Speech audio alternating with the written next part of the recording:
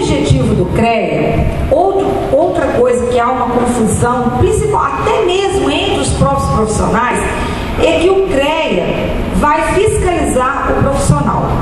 Então, os profissionais entendem que o CREA teria que abrir bolsa de empregos, dar curso para valorização, para capacitação, e não é esse o objetivo dos conselhos.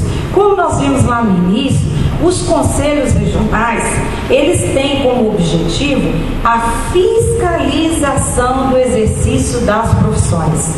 Em prol de quem? Da sociedade.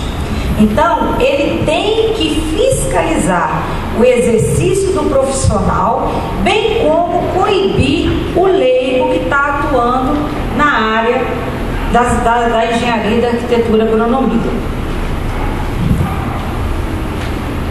Ele fiscaliza tanto os níveis superior como o nível técnico.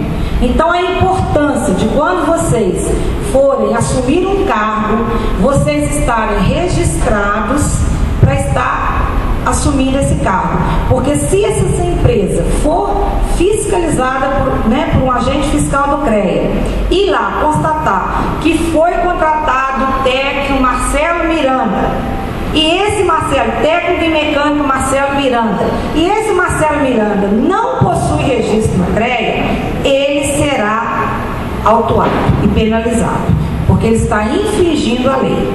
Exercício ilegal da profissão.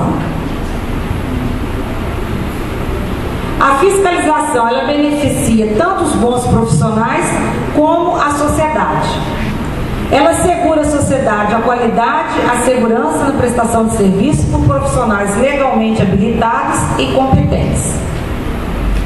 Quem está sujeito à fiscalização? Todo profissional de nível técnico ou superior no exercício da profissão. Todo empreendimento que possui atividade fim na área da engenharia, arquitetura e agronomia ou que contrata serviços nessas áreas. Os leigos no exercício legal da profissão. A Lei 5.194/66, que é a lei que rege a nossa profissão, ela diz que pessoa física ou jurídica que realizar atos ou prestar serviços públicos ou privados reservados aos profissionais de que trata esta lei e que não possua registro dos conselhos regionais. Leigo são essas pessoas, tanto pessoa física quanto empresa, que não possui o registro nos conselhos regionais.